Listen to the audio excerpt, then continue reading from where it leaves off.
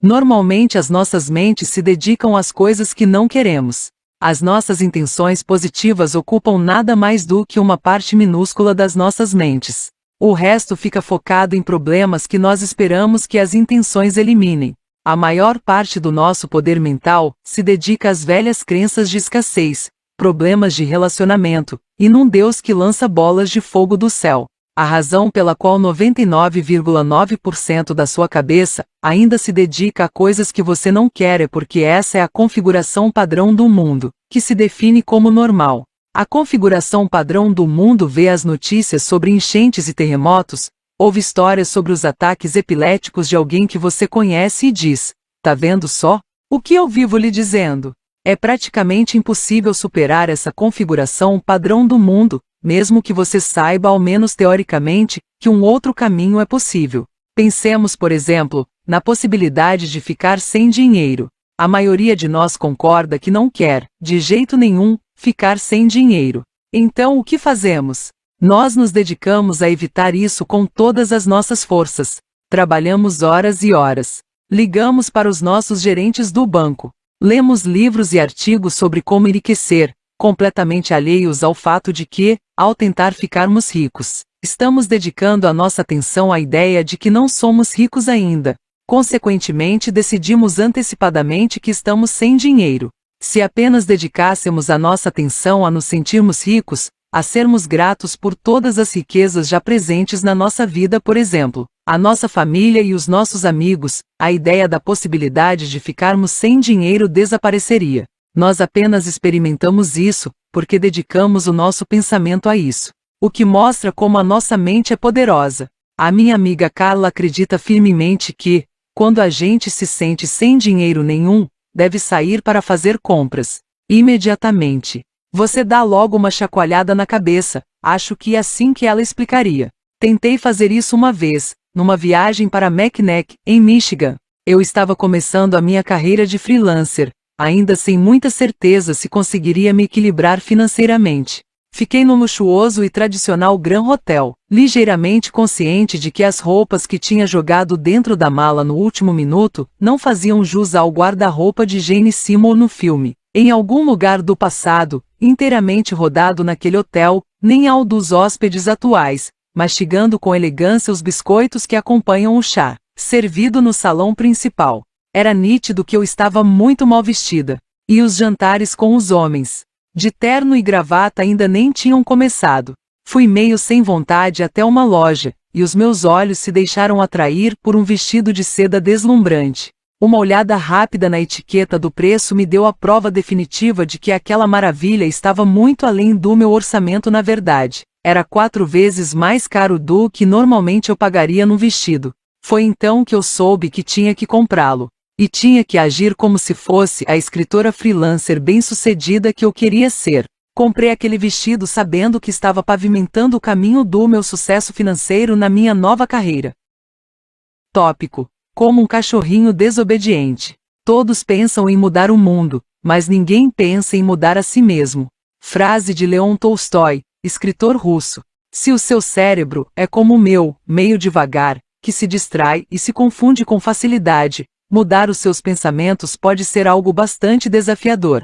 Gosto de compará-lo a um cachorrinho muito desobediente. Você o leva, de novo, para fora de casa e lhe mostra uma realidade diferente até que ele finalmente percebe: uau, tem um mundão inteiro aqui fora.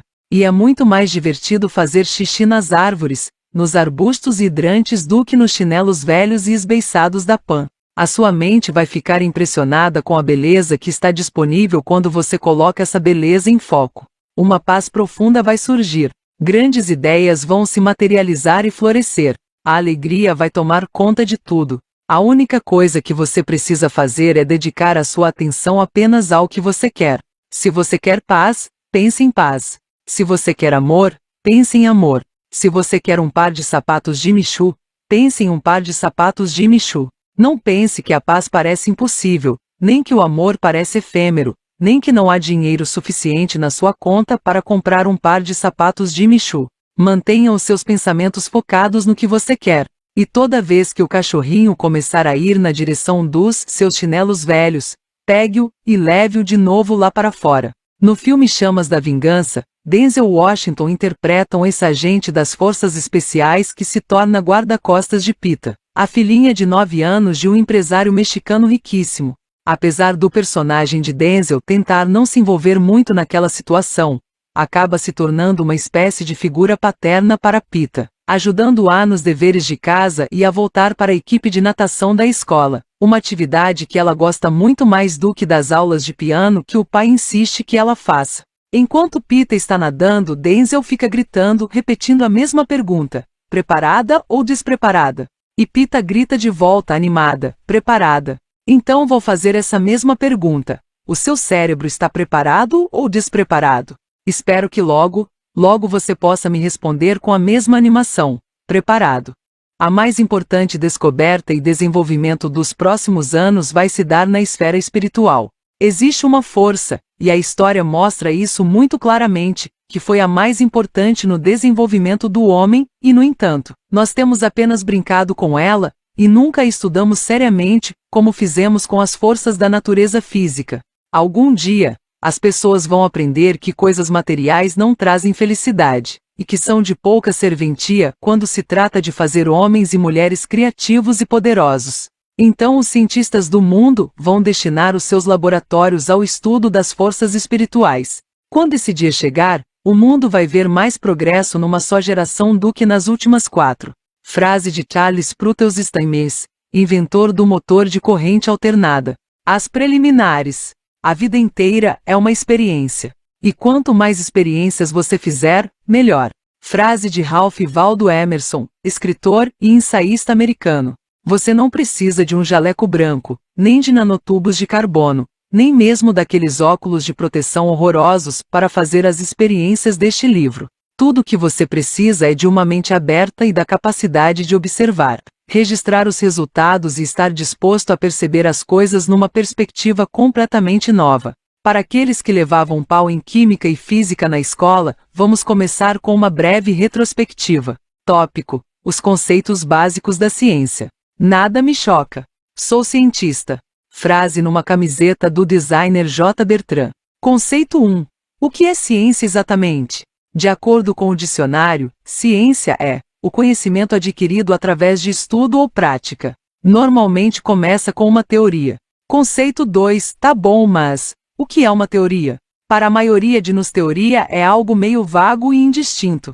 Mas quando falamos de uma teoria científica, estamos falando de um sistema conceitual que explica as observações existentes e prediz outras novas. Uma teoria não é aceita baseada no prestígio ou no poder de convencimento dos seus proponentes, mas nos resultados obtidos através da observação ou experiências que qualquer um pode reproduzir. Por exemplo, a teoria da gravidade pode ser provada por qualquer pessoa, seja ela uma criancinha pulando da cama, ou um sacerdote voodoo saltando por cima de uma cabra oferecida em sacrifício. Na verdade, a maioria das experiências laboratoriais são repetidas inúmeras vezes. A outra característica da teoria científica é que ela pode ser testada, isto é, uma experiência pode também provar que a teoria não é verdadeira. A teoria de que Marte é habitado por homenzinhos verdes que saem voando quando se tenta capturá-los não pode ser testada, porque nela os marcianos sempre desaparecem, quando alguém tenta pegá-los. Mas a teoria de que os marcianos não existem é científica porque não se pode testá-la, capturando-se um marciano e levando-o a um programa de entrevistas na televisão. Conceito 3. E agora, o que é uma hipótese? De novo, na linguagem comum, uma hipótese é sinônimo de suposição, mas para um cientista, uma hipótese é uma afirmação de trabalho sobre como o mundo funciona. Toda experiência começa com uma hipótese. Fazem-se observações sobre como o mundo funciona, e então chega-se a uma hipótese, que pode ser testada para se verificar se ela é verdadeira ou não. Normalmente isso é descrito numa afirmação, que pode ser refutada ou provada. Geralmente é uma afirmação se, então se eu fizer isso e isso, então aquilo e aquilo vai acontecer e se X está acontecendo, então Y se dará em seguida. Ou, como X está aumentando, então Y também aumentará. Essa é a estrutura do método científico. Conceito 4. Com licença, mas o método científico, O método científico é universalmente aceito como o melhor caminho para separar a verdade de mentiras e ilusões. A versão mais simples é algo assim: faça uma pergunta, colete informações, formule uma hipótese, teste a hipótese, registre e analise os dados, chegue a conclusões. A grande vantagem do método científico é que ele não tem preconceitos. Funciona da mesma maneira para qualquer um. As conclusões permanecerão, independente da cor da nossa pele, da nossa religião, ou do tamanho do nosso sapato. Tópico: 2 regras básicas. Você está fazendo isso porque é sensacional, corajoso e curioso. E claro, também é provavelmente um pouco maluco. Mas isso é uma coisa boa. Frase de Chris Bate, fundador do Mês Nacional de Escrever Romances. Cada um dos capítulos que se seguem apresentam um importante princípio espiritual e uma experiência científica empírica para demonstrar a validade desse princípio. Você pode fazer as experiências uma atrás da outra, o que a maioria das pessoas faz porque fica muito animada depois da primeira, ou pode ir fazendo devagar. Uma nesta semana, outra na próxima, como você quiser. Antes de começar cada experiência, faça a intenção de abandonar antigos condicionamentos. Sempre começo com essa frase de um curso em milagres: mantenha a mente aberta e dispa-se dos pensamentos que podem enganá-lo. E então fique alerta para receber as provas. Procure por elas da mesma maneira que procuraria as chaves do carro, se não soubesse onde elas estão. Imagine que você precisa muito das chaves do carro. Tem que ir ao supermercado. A despensa está praticamente vazia. Depois de procurar em todos os lugares onde você normalmente as coloca, na bolsa, no bolso da calça, no móvel perto da porta, você começa a levantar as almofadas, engatinhar debaixo da cama e até dar uma olhada na caixa de areia do gato. Mas uma coisa é certa: você não para de procurá-la até colocar as suas patinhas sujas nelas. Se você vai até o supermercado comprar um detergente para lavar a louça, não volta para casa até encontrá-lo, certo? Se vai até a livraria comprar o novo romance do seu escritor favorito, não volta para casa com a desculpa esfarrapada de não ter conseguido encontrar a letra do sobrenome dele nas prateleiras. Você vai até a livraria sabendo que o que procura está lá. Para cada experiência, iremos montar um relatório bastante parecido com os relatórios que os cientistas de verdade preenchem nos laboratórios. É muito importante anotar o momento em que você começa a fazer a experiência. Tome notas, documente cada achado. Quanto mais detalhado o mapa, melhor será o modelo para estudos subsequentes. Toda vez que você se concentrar nas suas percepções e experiências, esteja disposto a correr o risco de estar errado, para que possa analisar os detalhes verificáveis e provar que está certo. Pronto para se tornar um cientista maluco? Experiência número 1. O princípio do cara que está em toda parte. Há uma força energética invisível ou um campo de infinitas possibilidades. Todo mundo está esperando pela eternidade e os xamãs dizem: que tal esta noite? Frase de Alberto Villoldo, PhD, escritor nascido em Cuba e professor de medicina energética. Tópico: a premissa. Essa experiência vai provar a você de uma vez por todas que há uma força no universo, amorosa, abundante e totalmente moderna e fashion. Algumas pessoas a chamam de Deus. Você pode chamá-la de prana, de tudo o que há, ou até de Cosmo Kramer, não me interessa. O problema, até agora, é que tínhamos que ter fé nessa força. Não nos era permitido vê-la ou tocá-la, mas, com toda certeza, nos pediram para fazer um monte de coisas em nome dela, como nos confessar, pagar o dízimo, meditar e colocar cinzas nas nossas cabeças. Prefiro a ideia de uma força energética que se movimenta numa estrada de mão dupla. Isso lhe diz alguma coisa? Nessa experiência, vamos fazer o campo de potencialidade saber que é agora ou nunca, querido. Estamos cansados de acreditar em algo que adora ficar brincando de esconde-esconde. Nós queremos provas irrefutáveis. E queremos agora. Você conhece aquela expressão muito usada na troca de e-mails no trabalho: providenciarei isso o mais rápido possível. Bem, é assim que estamos nos sentindo neste momento. Daremos ao campo de potencialidades exatas 48 horas para nos enviar um sinal bem claro, um sinal que não possa passar despercebido. Luz neon ajudaria, e muito. Por comprarmos a ideia de que essa força é vaga e misteriosa, nós, na verdade, não esperamos encontrá-la.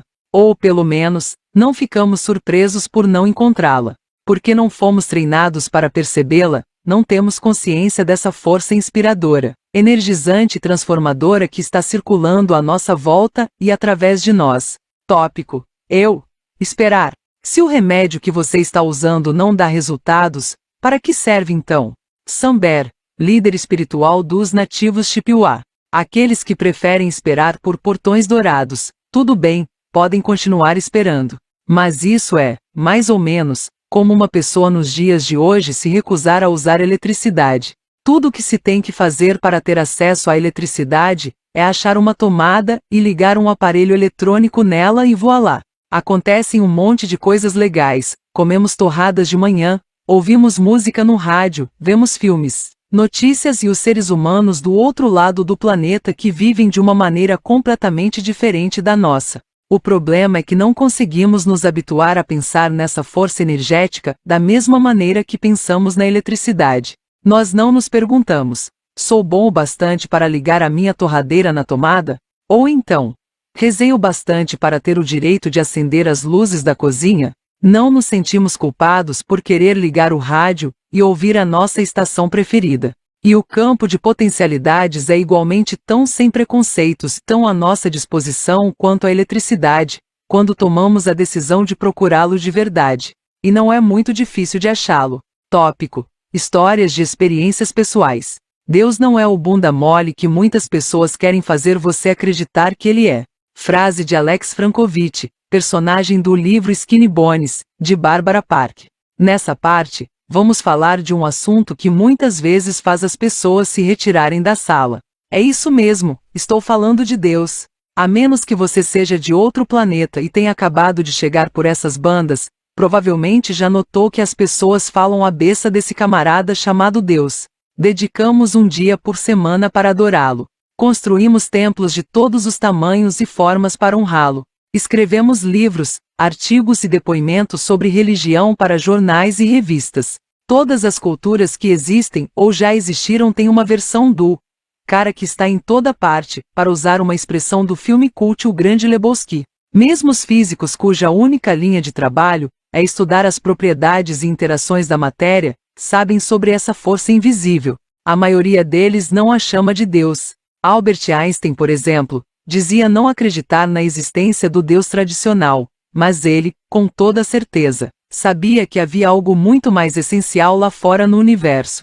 Essa essência, ele dizia, era tudo com que realmente se importava. O resto, afirmava, eram apenas detalhes. O Deus no qual a maioria de nós acredita é uma invenção do homem, fabricado em prol de certos interesses. Aceitamos esse Deus feito pelo homem como um fato inquestionável, mas isso não faz sentido algum.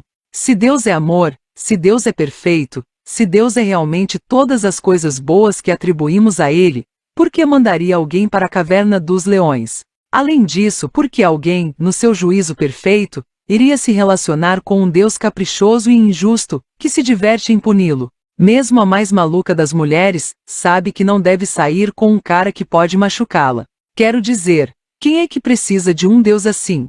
Tópico. Deus, esse terrorista. Eu não sei se Deus existe, mas certamente seria melhor para a reputação dele se não existisse. Frase de Jules Renard, escritor francês. Assim que aprendi a ler e escrever me ensinaram que eu, a pequena Pam Suigrot, era uma pecadora infeliz e tinha perdido a glória de Deus. Isso era um fato, estava dado, da mesma forma que 2 mais 2 é igual a 4, e que o alfabeto tem 26 letras. A única parte redentora dessa lição tão importante era que, pelo menos, eu não estava sozinha. Isso significava que todo ser humano era pecador também. Até mesmo a minha professora carinhosa do jardim de infância, que me deixava levar a minha tartaruga de estimação para a sala de aula toda segunda-feira. A coisa ruim em ser uma pecadora é que isso lhe garante uma passagem só de ida para o inferno. Era um pouco difícil para mim entender essa coisa de inferno. Logo eu, que o mais longe que tinha ido era até uma outra cidade, na divisa do estado. Mas, segundo meu pai, o inferno não era um lugar para onde você queria ir. Era mais quente que a casa dos meus tios no verão, com o ar-condicionado quebrado. E, diferente de uma visita aos seus tios que termina depois de 4 dias, no inferno você vai ficar por toda a eternidade. Para que eu entendesse o que era a eternidade, ele me dizia: você se lembra de como se sentiu no dia 26 de dezembro, quando se deu conta de que faltava um ano inteiro para o próximo Natal? A cláusula de rescisão é que você pode ser salvo.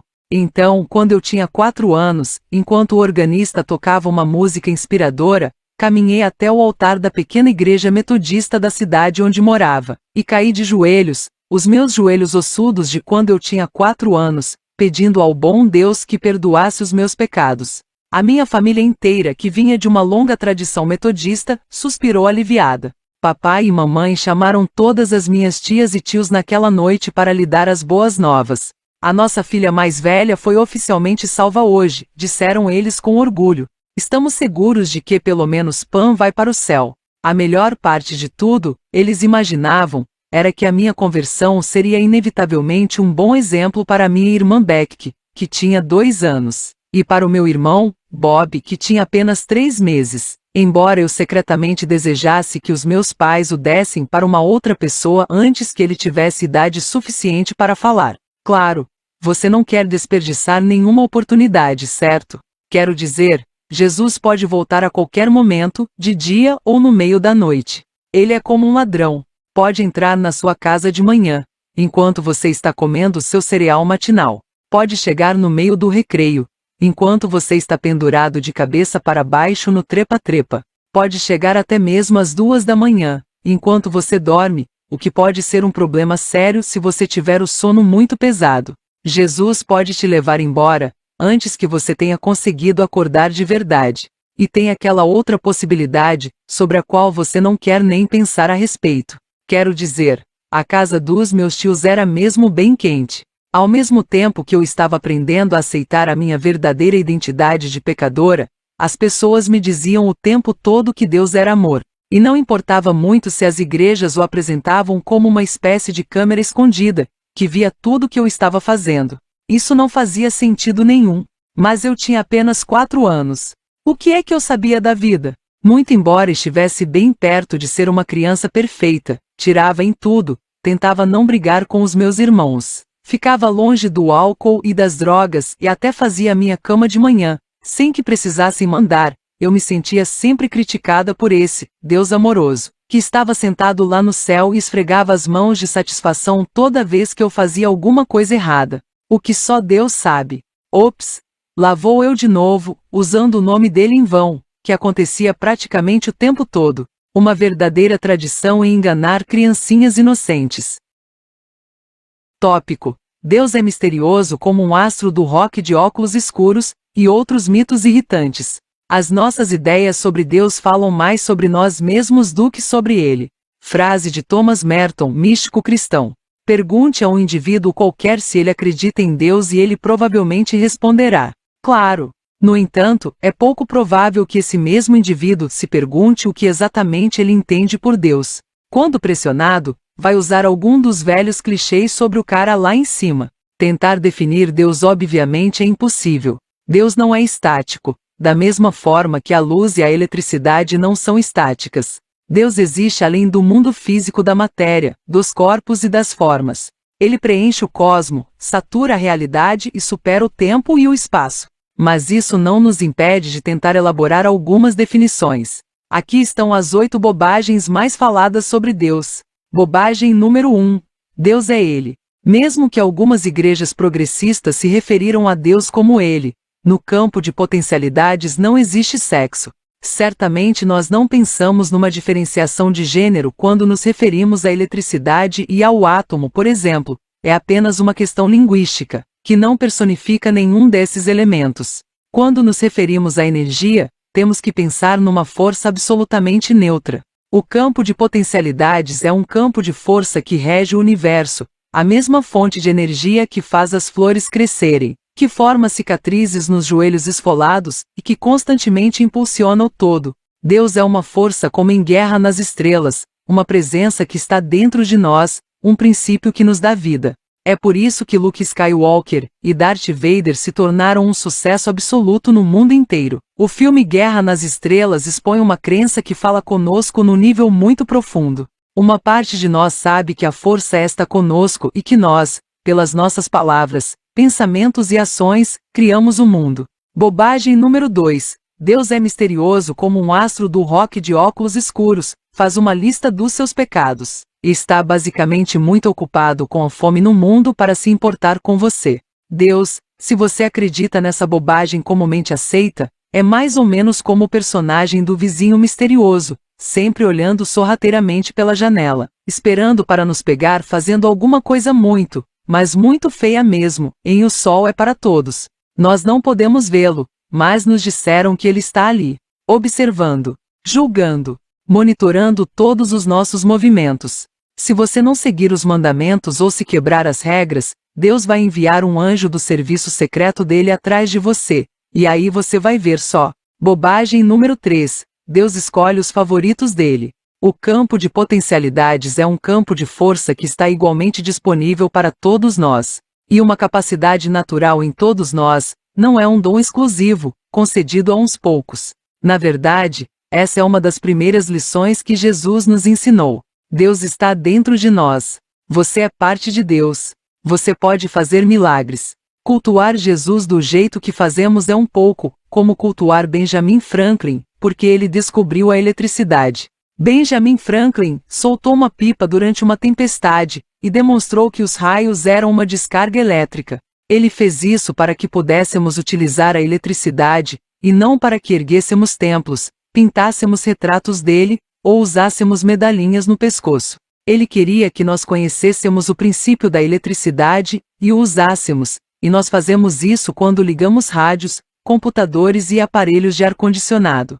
Se tivéssemos feito com a descoberta de Benjamin Franklin o que fizemos com a descoberta de Jesus, todos nós estaríamos sentados no escuro. Benjamin Franklin não inventou a eletricidade, assim como Jesus não inventou os princípios espirituais.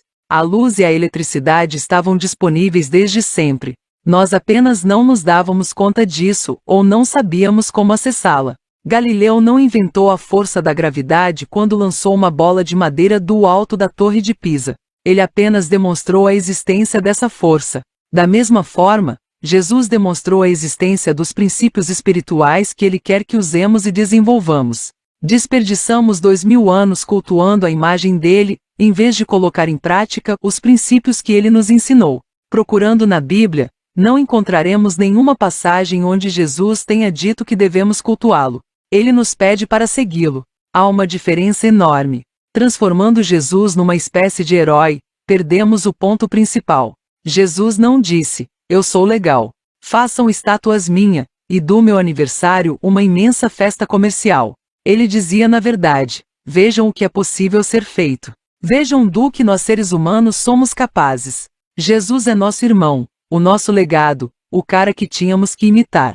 O que Jesus estava tentando dizer é que igrejas, líderes religiosos e toda a retórica estridente deles escondem a verdade de Deus. Eles cobriram os nossos olhos ao deixarem de falar que o campo de potencialidades não é objeto de culto, mas uma presença bem real e um princípio pelo qual nós devemos viver. Bobagem número 4. Deus recompensa o nosso sofrimento, e nos dá pontos extra pelo nosso sacrifício, conhecida também como a vida é uma droga e aí, você morre. Muitos de nós acham que a vida é um campo de treinamento para o céu. Acreditamos que esse nosso curto tempo de vida é apenas um teste para o paraíso que vamos eventualmente ganhar. Se aguentarmos firme e suportarmos tudo, um dia entraremos por aqueles portões dourados e seremos felizes. Esses pensamentos errados foram cristalizados nos fatos da vida. Nada é mais certo do que a inevitabilidade de tristezas e provações. Mas e se nada disso fosse realmente necessário? E se não houvesse nenhuma razão para sermos pobres? Ou ficarmos doentes? Ou qualquer outra coisa que não fosse parte de uma vida abundante e cheia de alegria e entusiasmo? E se essas vidas trágicas e difíceis fossem apenas mais um boato criado pelas igrejas inculcado na nossa consciência em anos e anos de condicionamento? O que eu estou sugerindo é que esse céu pelo qual estamos esperando está disponível agora. E que você já perdeu muito tempo sem saber exatamente quem é e o que é possível. Bobagem número 5. Deus é extremamente exigente. O campo de potencialidades não julga, não pune, não pensa assim. Muito bem, João, você foi realmente um bom menino ontem, ajudando aquela velhinha a atravessar a rua. Acho que vou atender às suas preces e fazer você ganhar na loteria. Esse é o tipo de pensamento que um juiz da Suprema Corte teria. O campo de potencialidades não precisa de nada. E não nos pede nada.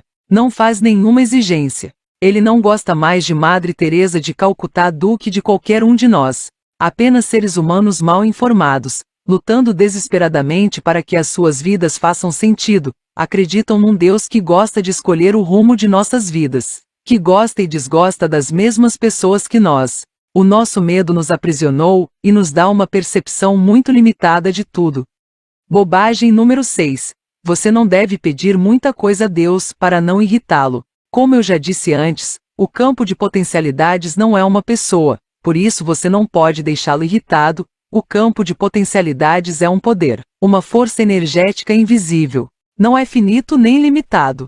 Por isso você certamente não pode pedir demais dele. E como diz um velho ditado, você pode pegar água do oceano com um conta-gotas ou com um balde. O oceano não dá a mínima. Até porque não usamos o poder do campo de potencialidades o bastante. Estamos falando de uma força poderosíssima, não uma equipe de resgate que vem ajudá-lo, por exemplo, a pagar as prestações da sua casa própria. O campo de potencialidades não é um adversário que tem que ser enfrentado numa mesa de negociação. Bobagem número 7. Deus é muito vago. Ao contrário, uma vez que você se livre das nuvens escuras dos boatos e meias-verdades que encobrem a sua consciência, vai descobrir que essa força invisível se comunica com tanta clareza quanto o seu apresentador de TV favorito. Uma vez que você se livre dos bloqueios, vai saber exatamente o que fazer e como fazer. De novo, precisamos nos condicionar a pensar em Deus da mesma maneira, como pensamos na eletricidade. A eletricidade não liga para quem é que está ligando o aparelho na tomada. A eletricidade não nos pede uma prova de que somos bons o bastante para fazer torradas de manhã. Bobagem número 8. Deus só responde às nossas perguntas quando está de boa vontade e bem disposto. Não há um momento sequer em que Deus ou a força não esteja guiando você. E você não tem que esperar pelo sinal verde ou tirar a carta, saída livre da prisão. O cara está disponível 24 horas por dia, 7 dias por semana. E tudo o que você tem que fazer é focar a sua atenção nele. A orientação do campo de potencialidade simplesmente acontece, como as pessoas dizem sobre outra coisa, através de uma música que toca no rádio, do telefonema de um amigo que você não vê há muito tempo e etc. O truque é observar, confiar, e vou continuar repetindo a exaustão, focar a sua atenção.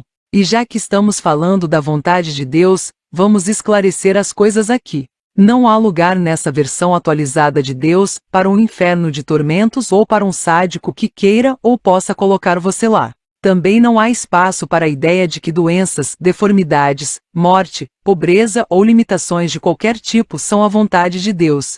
A vontade de Deus, para aqueles que insistem em usar esse termo, é o desejo permanente do Espírito que há em cada um de se tornar tudo o que se é capaz de ser. Amém?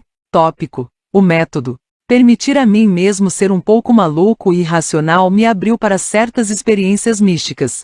Frase de Dr. Patrick Miller, fundador da editora Fearless Books. Nessa experiência, você vai dedicar 48 horas a perceber a evidência desse campo de potencialidades onisciente e completamente perfeito.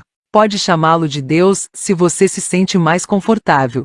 Felizmente, o campo de potencialidades existe em qualquer lugar em que você queria procurar. Para começar, você vai pedir ao campo de potencialidades uma bênção, ou o que chamo de um presente inesperado. Vai dar ao campo 48 horas para lhe mandar um presente que normalmente não receberia nesse período, um dinheiro com o qual você não contava, um cartão de um velho amigo, algo realmente inesperado. Não especifique a bênção. Isso será feito mais tarde, na experiência número 4. Mas faça um pedido bem claro e dê ao campo de potencialidades um prazo final específico. E como sempre, também é bom pedir ajuda para reconhecer o presente. Quando a minha amiga Wendy fez essa experiência, recebeu não apenas uma, mas 2 bênçãos inesperadas. Ganhou um aumento, o chefe ligou do nada, e o irmão dela, que vivia noutra cidade e nunca ligava a não ser em caso de morte na família, se dispôs a ajudá-la com a mudança, algo que ele nunca tinha feito antes, nas outras 6 vezes em que ela mudou de casa. Robin, outra amiga, foi até seu carro no estacionamento do trabalho, durante as 48 horas em que estava fazendo a experiência, e achou uma bolsa deslumbrante de couro feita à mão. Um presente que uma amiga que não sabia que ela estava fazendo a experiência tinha deixado para ela de surpresa. Adorei aquela bolsa. E ainda a uso, diz ela. Os resultados, dependendo da sua consciência, podem variar. Algumas pessoas conseguem algo bem simples. Com a minha amiga Julie, por exemplo, aconteceu o seguinte. Um menininho de 2 anos veio se sentar ao lado dela no banco do parque. Eles sorriram um para o outro como 2 almas que se encontram.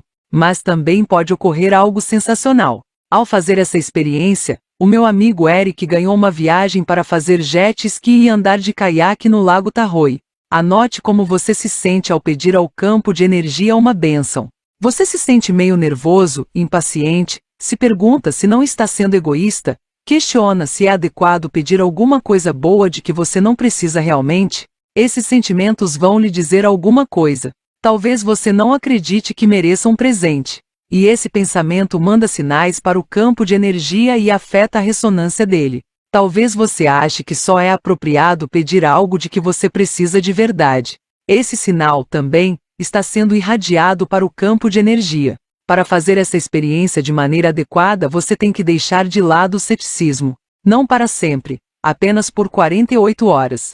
Tudo o que você tem que fazer é passar apenas 2 dias esperando por uma prova. Espere ver o cara ao vivo e em cores. Espere por isso com todo o seu coração. Espere por isso com toda a sua alma. Como toda boa hipótese, essa também pode ser testada. Se você não receber uma resposta do campo de potencialidades em 48 horas, sinta-se à vontade para descartá-la. Primeiro, escolha o momento de começar a experiência. Agora, geralmente funciona muito bem para mim. Segundo, anote o dia e a hora em que começou. Terceiro, peça ao campo de potencialidades para deixar que você perceba a presença dele. Relatório da experiência número 1. Princípio. O princípio do cara que está em toda parte. Teoria. Há uma força energética invisível, ou um campo de infinitas possibilidades. Pergunta. O campo de potencialidades existe mesmo? Hipótese. Se existe uma força igualmente disponível para qualquer pessoa, 24 horas por dia, 7 dias por semana, posso acessá-la a qualquer momento simplesmente prestando atenção nela. Além disso, se eu pedir a essa força uma bênção qualquer, dando-lhe um período de tempo específico para se manifestar e instruções claras, essa vai me mandar um presente e dizer, ao seu dispor, tempo necessário, 48 horas. Abordagem. Detesto lhe dizer isso campo de potencialidades, mas as pessoas estão começando a falar. Elas estão se perguntando se você existe mesmo. Então, sério, seria muito bacana se você viesse até aqui e parasse com essa brincadeira de esconde-esconde. Estou lhe dando exatas 48 horas para se manifestar. Quero um sinal claro, inequívoco, que não possa ser entendido como uma simples coincidência. Após ter efetuado a abordagem, pegue papel e caneta. Você deve anotar o dia e hora do início da experiência, o dia e a hora do prazo final para o recebimento do presente, lembrando que essa experiência estipulamos o prazo de 48 horas. Experiência número 2, o princípio do carro dos seus sonhos. Você afeta o campo de energia e atrai coisas para si mesmo de acordo com as suas crenças e expectativas. Milagres são como espinhas, se você começar a procurar por eles vai encontrar muito mais do que jamais sonhou ver. Frase de Lemony Snicket, pseudônimo de Daniel Handler, autor de Desventuras em Série. Tópico. A premissa. O que acontece na sua vida é um reflexo direto dos seus pensamentos e emoções. A minha amiga Linda me contou uma história incrível, sobre uma moça que uma vez ela tinha ficado observando no aeroporto. Essa pobre moça estava lutando com 3 malas muito pesadas. Mas pior do que o peso das malas era a atitude negativa com que ela lidava com aquela situação. Ficava reclamando o tempo todo, em alto e bom som, para quem quisesse escutar, que ninguém tinha lhe oferecido ajuda. Por que esse ônibus está demorando tanto? Gritava ela. Onde está a droga desse ônibus? Isso é inadmissível. Linda disse que ela ficou com pena da moça, ainda mais porque o tal do ônibus que esperava estava parado uns 2 metros à frente dela com as portas abertas. Por 2 vezes, O ônibus circulou pela área de desembarque para pegar passageiros, mas a moça, muito irritada, não conseguia vê-lo. O ônibus, graças à firme determinação dela de ficar com raiva e brigar com tudo e com todos, estava literalmente fora do campo energético dela. Por isso chamei esse princípio de o princípio do carro dos seus sonhos. Uma vez que um carro entra na sua esfera de consciência, você começa a vê-lo por toda parte. E é isso que acontece quando dedicamos a nossa atenção ao que não queremos.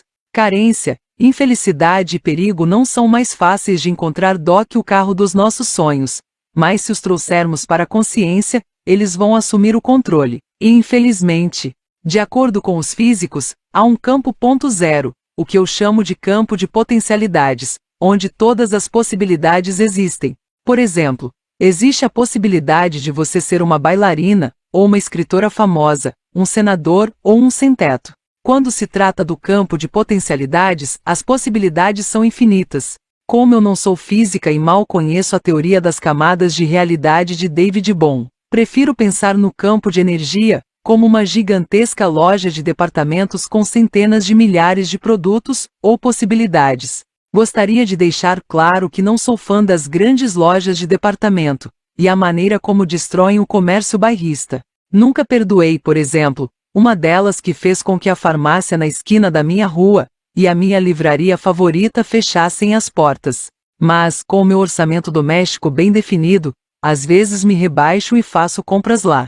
E quando isso acontece, sei exatamente onde encontrar o livro que estou procurando, o brinquedo que a minha filha pediu e os tênis de que ela está precisando, ou seja, todas as coisas que eu queria comprar. Mas não tenho a menor consciência da maioria dos milhares de produtos nas prateleiras. Por quê? Porque não estou procurando por eles. Isso não significa que eles não estão lá, como o livro, o brinquedo e os tênis. Só significa que não tenho consciência deles. Por exemplo, a minha filha uma vez pegou piolho no colégio. Depois de entrar em pânico, e até pensar em me atirar do alto de um edifício, cheguei à conclusão de que daria a ela um exemplo melhor se apenas fosse comprar um shampoo contra piolhos. Com toda certeza havia uma grande variedade de shampoos contra piolhos nas prateleiras do setor de farmácia da loja de departamentos que frequento e provavelmente já havia passado por eles várias vezes. Por que nunca reparei? Porque não estava procurando. Tópico: as correntes que nos aprisionam. As suas percepções mais equivocadas, as suas imaginações mais estranhas, os seus pesadelos mais sombrios. Tudo isso não significa nada. Frase extraída de um curso em milagres.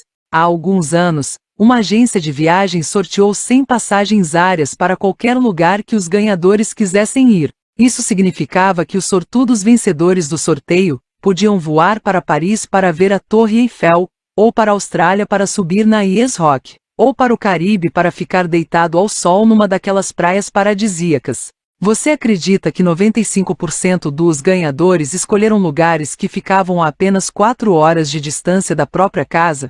4 horas. Isso resume muito bem a condição humana.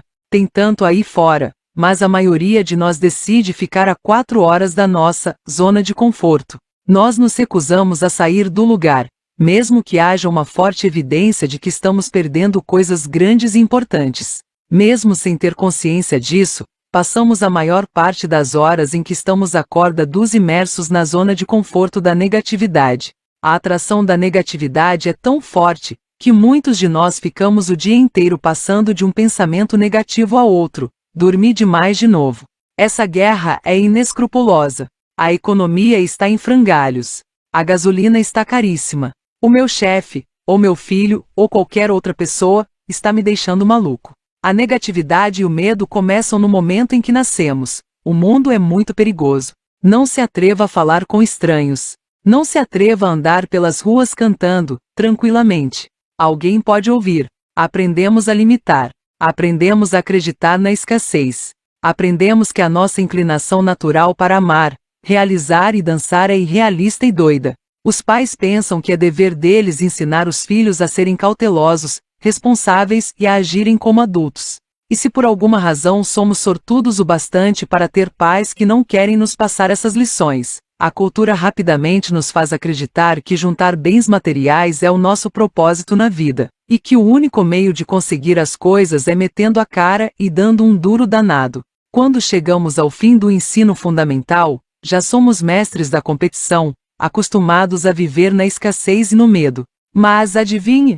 Isso é uma grande armadilha, um mau hábito. Como em um curso em milagres claramente afirma, uma vez que você desenvolve um sistema de pensamento, seja ele qual for, vive de acordo com ele e o ensina aos outros. Uma vez que você adquire uma determinada crença, vai usar todos os seus sentidos e toda a sua vida para manter essa crença viva. Os físicos chamam esse fenômeno de colapso da onda.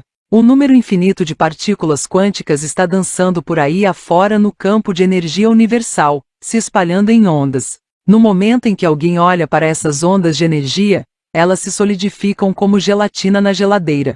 A sua observação é o que faz elas parecerem sólidas, reais e materiais. Você se lembra da história da Branca de Neve, quando ela cai no chão chorando no meio da floresta? De repente ela sente como se alguém estivesse olhando para ela. E realmente, um monte de criaturas da floresta estão se aproximando dela. Mas no momento em que ela levanta a cabeça para olhar, os passarinhos, os esquilos e os alces se escondem atrás das árvores. Tudo o que ela vê é uma floresta parada que não se move. Na realidade, o nosso universo é um campo de energia em movimento infinito e de infinitas possibilidades. Mas como os nossos olhos se limitaram a ver apenas problemas, isso implica na nossa visão da realidade. Tópico: mas realmente parece a realidade, ou você só vai ver quando acreditar? Você não vai se libertar até que você se dê conta de que você mesmo forja as correntes que o aprisionam. Frase de Arten, um dos professores espirituais que apareceram para Gary Renard, autor do livro O Desaparecimento do Universo. Em 1970, com Blake Moore e G.F. Cooper, cientistas da Universidade de Cambridge, fizeram uma experiência fascinante com gatinhos. Isso foi antes de as sociedades protetoras dos animais começarem a denunciar esse tipo de experiência. Certamente, Coe e Cooper mantiveram uma ninhada de gatinhos na mais completa escuridão.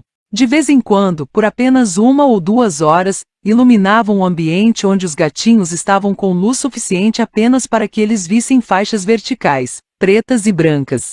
Só isso. Algumas poucas horas, algumas poucas faixas verticais. Não sei se os dois cientistas tiveram uma crise de consciência, ou se alguém de alguma organização de defesa dos animais ficou na cola deles. Mas depois de alguns meses os homens resolveram tirar os gatinhos do escuro, e descobriram que as células corticais dos bichinhos, do globo ocular, para aqueles que não estão acostumados com termos científicos, que percebiam a orientação não vertical não estavam mais funcionando. Os gatinhos não conseguiam mais perceber linhas horizontais. E iam na direção de cordas esticadas bem na frente deles, sem fazer nenhum movimento para desviarem delas ou saltarem sobre elas. Em 1961, quando o antropólogo Coturbo fez um estudo sobre os pigmeus, resolveu tirar um deles da floresta onde havia vivido desde que nascerá. Como o pigmeu nunca tinha estado num espaço amplo e aberto, havia perdido a percepção de profundidade, da mesma forma que os gatinhos perderam a percepção de linhas horizontais. Quando Turbo apontou para uma manada de búfalos ao longe, o pigmeu recusou-se a acreditar no que via, e afirmou que os búfalos eram, na verdade, formigas. As percepções do pigmeu estavam influenciadas pelo que ele tinha sido condicionado a ver. Como seres pensantes, continuamente tentamos fazer o mundo ter sentido. Parece algo muito bom, certo? No entanto, quando uma informação não se adequa às nossas crenças, nós a modificamos sem nem mesmo perceber que fazemos isso. Nós a dobramos e apertamos até que essa informação caiba dentro da caixinha estreita do nosso limitado sistema de crenças. Nós pensamos que o que percebemos com os nossos sentidos é verdadeiro, mas o fato é que, e vou continuar tentando fazer isso entrar na sua cabeça, é apenas a metade de 1/1000 de 1% de tudo o que é possível. Na base do tronco cerebral, que tem mais ou menos o tamanho de uma jujuba, há um grupo de células cujo trabalho é classificar e avaliar as informações recebidas. Esse centro de controle, conhecido como sistema de ativação reticular, tem o trabalho de enviar o que ele acha que é urgente para a parte ativa do cérebro e jogar o que não é urgente para trás. Mas enquanto organiza, ele também está ocupado em interpretar, atraindo interferências e filtrando tudo que está de acordo com o que acreditamos. Em outras palavras, nós ensaiamos antes o mundo que queremos ver, e é uma pena quando escolhemos o roteiro errado. Essa experiência simples de apenas 48 horas vai provar que o que você vê na vida é nada mais, nada menos do que o que está procurando. Também vai provar que é possível achar qualquer coisa que você procure. E o mais importante, vai provar que, ao mudar o que está procurando, você pode radicalmente mudar o que acontece na sua vida. Tópico: dados de experiências pessoais. Totó. Acho que não estamos mais no Kansas. Frase do filme O Mágico de Oz, encontrada no para-choque de um caminhão em Lawrence, no Kansas. Você provavelmente nunca ouviu falar de Peter e Eileen Cady. E o nome Fintor lhe diz alguma coisa? Não? Não tem problema. Na década de 1960, apareceu nos noticiários e programas de televisão a história de uma plantação na Escócia que tinha produzido repolhos tão grandes, mas tão grandes, que poderiam quebrar a suspensão de um caminhão. Bem, Peter e Eileen Cady eram os responsáveis por aqueles repolhos de quase 20 quilos. Não se esqueça de que um repolho comum não chega nem a 2 quilos. E eles fizeram isso focando a atenção e os pensamentos deles numa verdade maior. Naquela época, as coisas não estavam nada fáceis para os Cady.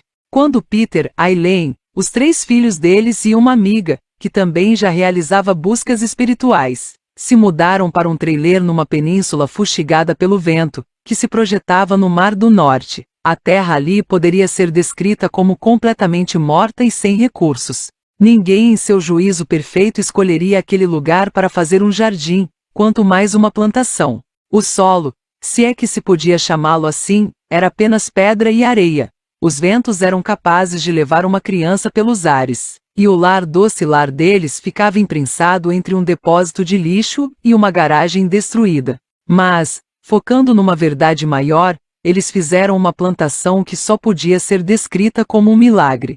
Embora tenham sido os repolhos de quase 20 quilos que ganharam publicidade, os Cady plantaram mais de 65 tipos diferentes de legumes e vegetais, 21 tipos de frutas e 42 tipos de ervas.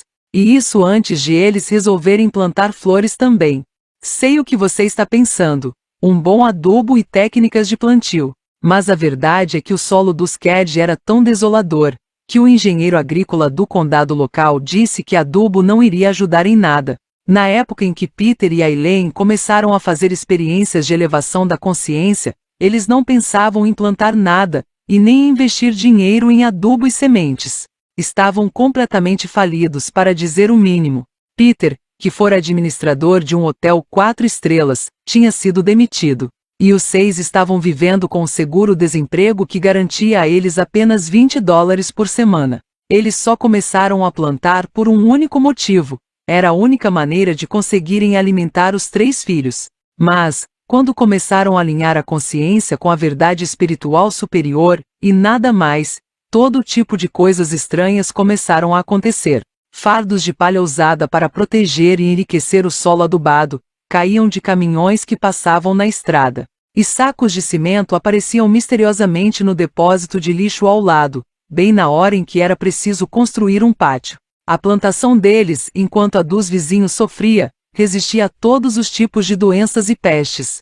Depois de um tempo, as pessoas começaram a aparecer para conhecer a plantação, e hoje a Fundação Fintor é uma comunidade espiritual próspera, que atrai 14.000 pessoas todos os anos.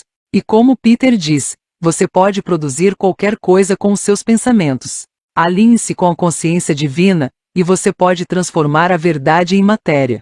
O que você pensa, cria. Não há nenhum poder nesse mundo que possa tirar de você essa força exceto a sua própria consciência. Tópico: o método. Tudo que pensamos que estamos vendo é apenas uma suposição, uma previsão que os nossos cérebros estão fazendo. Frase de Kurt Anderson, autor de True Believers. Pelas próximas 48 horas, é só isso, apenas 2 dias de comprometimento, completamente sem dor. Fique tranquilo, você vai ficar livre para voltar para sua vidinha infeliz assim que a experiência terminar. Você vai ativamente procurar por algumas coisas. É igualzinho às crianças na escola que começam dissecando pequenos animais, e não corpos humanos. Vamos começar com coisas bem simples. Por exemplo, procure carros verdes. No primeiro dia da experiência, você vai fazer a seguinte intenção consciente: pelas próximas 24 horas da minha vida, vou procurar carros verdes pelas ruas. Não é preciso mais nada.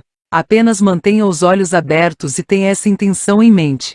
E perceba se a sua atenção produz uma diferença significativa no número de carros verdes que você vê. No segundo dia, durante o segundo período de 24 horas, você vai fazer uma intenção de encontrar borboletas azuis, ou folhas de árvores de um verde escuro, meio avermelhado. Apenas faça essa intenção. A minha amiga Janet fez essa experiência em pleno inverno, e encontrou as borboletas azuis nos pratinhos e copos de papel na festa de aniversário de uma amiguinha da filha dela. Outra amiga, Angela, estava lendo O Segredo no Avião. Esse livro de grande sucesso sobre a lei da atração sugeria que o leitor fizesse uma intenção de receber uma xícara de café de graça. Ela começou a rir, porque logo depois que leu essa passagem, levantou a cabeça e viu que a comissária de bordo estava apenas 2 fileiras de poltrona, perguntando aos passageiros: café, chá ou refrigerante? Isso não vale, observou ela para si mesma, mas quis fazer a intenção assim mesmo e continuou a leitura. Durante a escala que teve que fazer, um homem na sala de espera virou-se para ela e disse: o meu voo acabou de ser chamado. Não posso entrar com isso na mão. Não tomei nenhum gole. Você quer? Adivinhe o que era? Sim, era um café latte fresquinho da Starbucks. Relatório da experiência número 2. Princípio. O princípio do carro dos sonhos. Teoria. Você afeta o campo de energia e atrai coisas para si mesmo de acordo com as suas crenças e expectativas. Pergunta. Eu realmente vejo apenas o que espero ver? Hipótese. Se eu decidir procurar ativamente um carro verde na rua e borboletas azuis, ou folhas verde avermelhadas, vou encontrá-las. Tempo necessário: 48 horas. Abordagem. De acordo com essa mulher maluca chamada Pam Groth, o mundo aí fora reflete o que eu quero ver. Ela diz que são apenas as minhas próprias ilusões que me impedem de experimentar paz, alegria e amor. Então, muito embora eu suspeite que ela é meio doida, hoje vou procurar carros verdes pela rua, e amanhã vou procurar borboletas azuis. Após ter efetuado a abordagem, pegue papel e caneta. Você deve anotar o dia e hora do início de cada experiência. Deve anotar também a quantidade de carros verdes do primeiro dia, e a quantidade de borboletas azuis do segundo dia. Experiência número 3. O princípio de Albert Einstein. Você também é um campo de energia. Está bem ao alcance da sua mão, querida. É isso que você tem que entender. Tudo está bem ao alcance da sua mão. Frase de Ray Charles, músico. Tópico. A premissa. Não vou aborrecer você explicando aqui detalhadamente os principais tópicos da física quântica. Já li vários livros sobre isso, e acredite, o negócio não é nem um pouco fácil. Mas há algumas coisas que se dizem por aí que precisam ser desmistificadas antes de seguirmos em frente.